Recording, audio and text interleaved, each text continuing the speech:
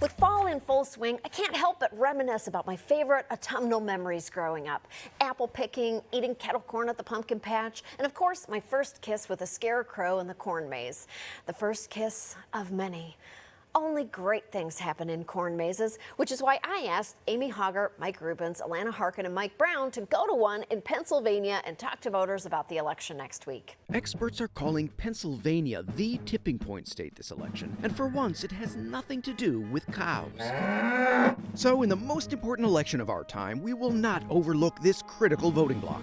And to show you how important it is, we're bravely sending every single correspondent's favorite tech guy to set up iPads in a cornfield, which is surely going to connect with these rural voters. The fate of our democracy may rest in this state's hands. What does that kind of raw power feel like? Can you share that with me? Can you just rub the screen or something? It feels scary, to tell you the truth. I don't think it's fair at all. We gotta get rid of the Electoral College.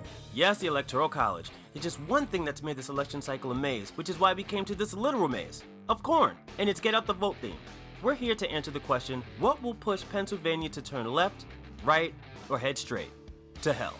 Have fun, guys. This corn maze has more options in our electoral process. You're voluntarily entering a giant maze. Is your 2020 not stressful enough? I've discovered Scotch during COVID, so.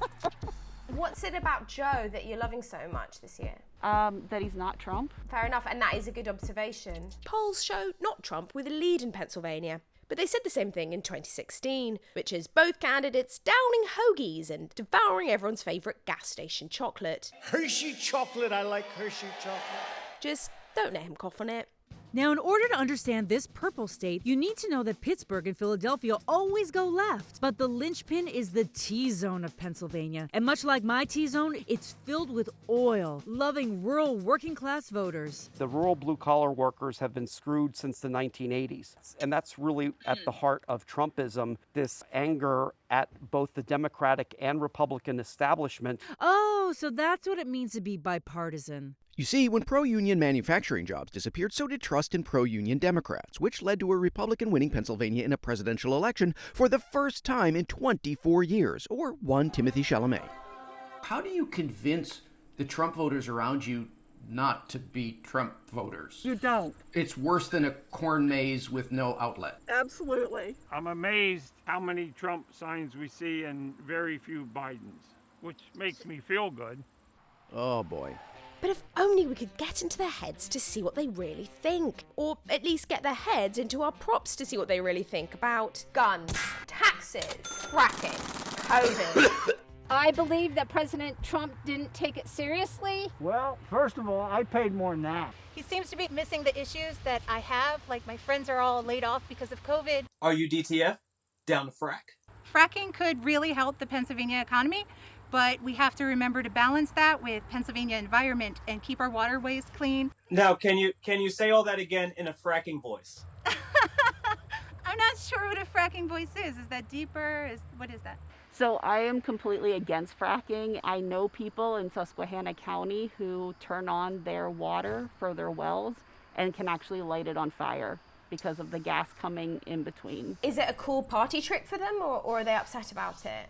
It's something they're very upset about. Both Democrats and Republicans in this area are more than upset. And with just a week to go before the election, it seems to be at a fever pitch. I've been doing texting, and some of the texting gets a little bit rough, that's for sure. Can you tell me what some of the responses are? I hate you, I'm going to find you, and skull you. Okay, I'm going to suggest you don't go into the corn maze. And what's got cranium enthusiasts worked up? I have cows, and they're saying cows are putting admissions in the air. I don't know if it's the manure or the gas from burping. What are we going to do? Eat these veggie burgers? Right, Not yeah. me. Not me. So the Republican Party is pro-cow burps and anti-veggie burgers? I know it sounds really ridiculous.